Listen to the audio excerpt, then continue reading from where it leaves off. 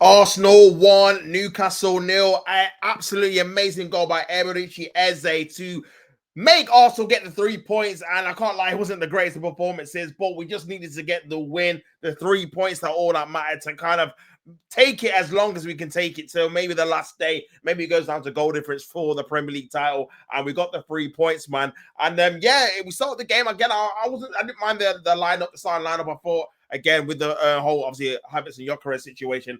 I thought if you're not going to play to Gyökeres' strengths in terms of changing how we play, he's just going to obviously go with the guys that he's kind of familiar with, Mikel Arteta, which is Odegaard, which is obviously Kai Havertz, etc.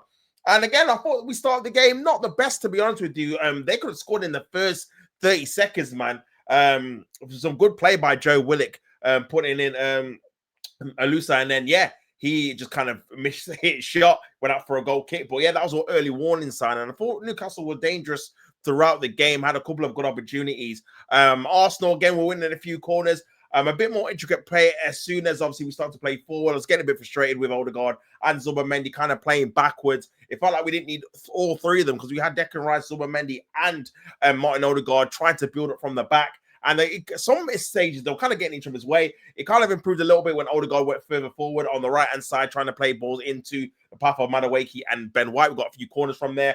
And I can't lie, I was getting annoyed as well with the short corners. We talked about two beforehand, trying to take short corners. I'm thinking we've been so good at set pieces all season. Just throw it in there. But yeah, it kind of paid off. Obviously, they had a method to the madness because, again, the third short corner they took, Kai Havertz gets the ball from, I think, Madueke, tees it off to OMG EZE, and what a finish. Top corner, man. What a goal into the top corner. Keeper, absolutely no chance. Nick Pope, fantastic finish. And that, Eze's got a few of those bangers, man. I can't lie. He's got a few really good goals that he's put in the top corner, man. So, yeah, big him up for that one. And, yeah, that made it 1-0 in the first 10 minutes. And I'm thinking, can we just try and go for the win now?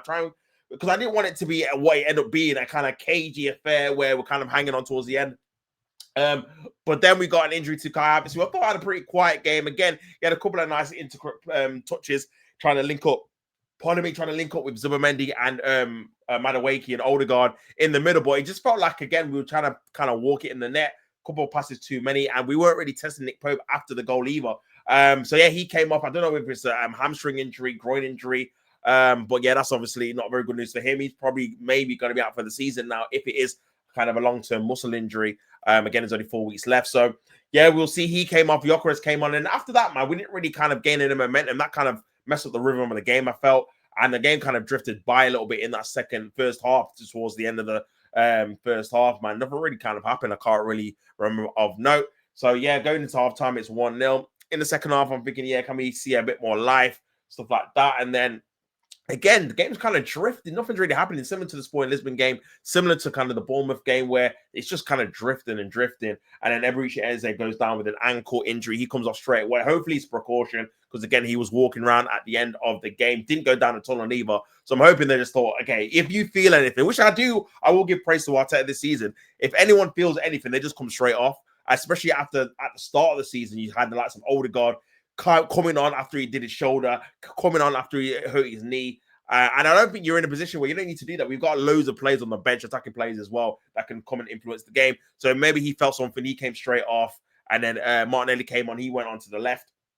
And then, yeah, we kind of tried to create a few more chances. But again, Visser and Harvey Barnes came on, and Visser had a glorious opportunity. Bernard Maitland, who came on as well, chipped a ball into Visser. Got to score that, really. It's over the bar. Massive opportunity for Newcastle. Also get away with one massively. Also have a few opportunities. Shots from Kai Saka, who made his return. Big him up after over a month out. Has not played since the Carling Cup final or Carabao Cup final. He came on for Madueke, who I don't think had a particularly great game again. And then obviously Miles Lewis-Skelly in midfield came on for Zubimendi, and this is something that I'd definitely like to see a bit more of, just because, again, he provided a little bit something different, trying to play progressive passes, decent on the ball as well. And yeah, Saka had a shot that was saved by Nick Pope. Odegaard had a shot that was saved by Nick Pope as well. That was really kind of the only kind of opportunity we had. There was a massive opportunity on the break in stoppage time where we kind of had I think 3v1 situation. Gyökeres has to play a final ball. Poor pass by him, man. And that could have really killed the game off and made it a little bit more easier towards the end of the game. And that got cut out. We had to play a better pass there. And also kind of try and dig deep in. Try and dig deep, sorry. And then just about got the win, man. Got the 1-0 win, kept the clean sheet. There was a header at the back stick by Dan Burn as well. where Ben White lost his marker. Sorry, that went straight to David Raya. So yeah, man, overall, we end up getting the victory. There was a part where Nick Pope came crashing out for Gyökeres, took him out. People obviously wanted a red card. I think a yellow card was fair. And yeah, it ends 1-0, man. And it's a massive 3 points for Arteta and the team. And they go 3 points ahead of Manchester City. I've been playing the game more.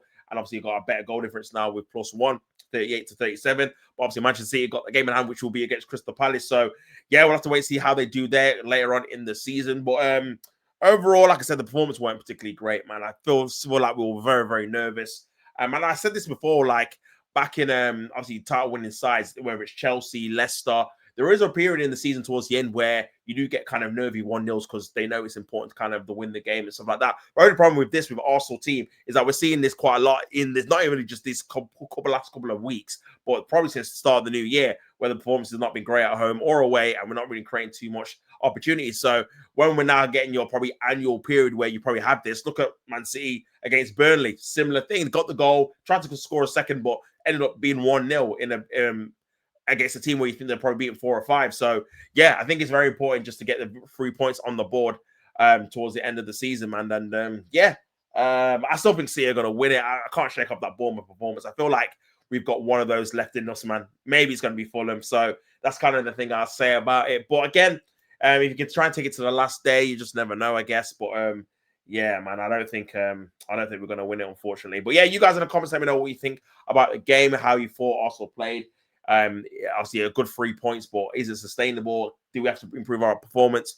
Obviously, it looks like Gyökeres is probably going to be starting the next 3 or 4 games now. How can we get better out of him? So obviously the positives were Bukayo Saka coming back. He looked lively, to be fair, the last 10 minutes. So yeah, big up him. He actually looked decent, to be fair, when he came on. So hopefully we can get a bit more out of him maybe midweek. Maybe he can hopefully stay fit as well for the Fulham game too. So Mikel Arteta's got a lot of decisions to make, because now Havertz will probably be injured now, probably till end of the season.